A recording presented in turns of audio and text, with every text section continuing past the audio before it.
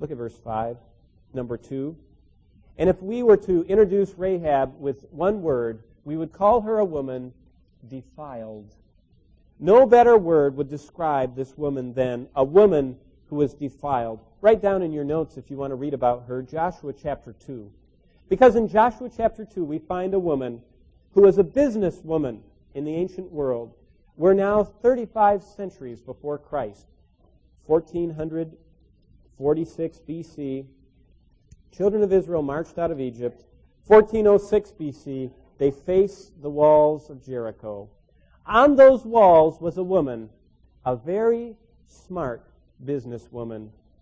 She was in two businesses, two of the most ancient of all businesses. Number one, she was an innkeeper. Number two, which in the ancient world almost always went together, she was a woman of harlotry. Not only did she give people lodging, but she also gave them a sinful substitute for what God ordained in marriage. And so this woman we meet was a harlot. She was sitting on a wall that God was going to destroy. She was in a city that God had doomed and said he was going to completely decimate the population there. She was in a race, the Canaanites, that God had personally declared cherem. He was going to exterminate them. She was in every sense a defiled woman. She was a sexual sinner. She was in a cursed race. She was a doomed city dweller.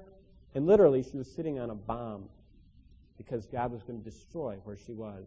And so when we meet her in Joshua 2, we find a woman in every sense, morally, ethnically, in her everyday life, even in her future status, a woman who was defiled with terminal defilement.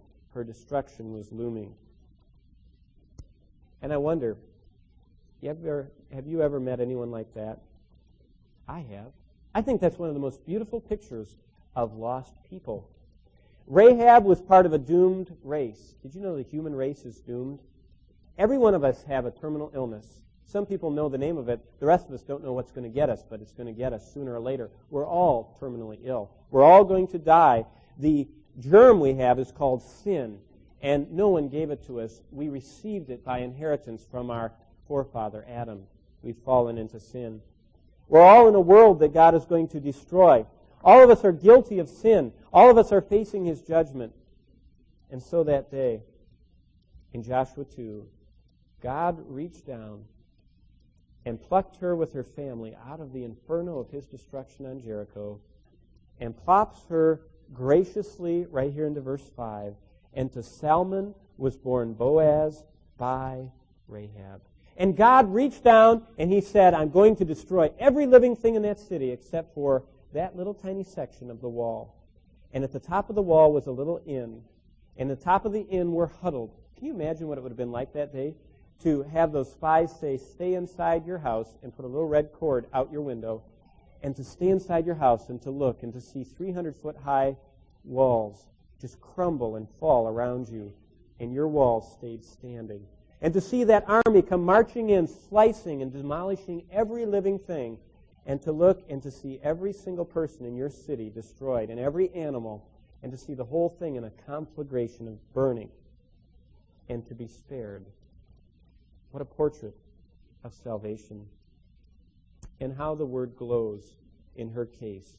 Graciously chosen, God graciously put this defiled woman right here in verse 5 as a mother of the promise. A mother that would bring Christ and portray God's grace.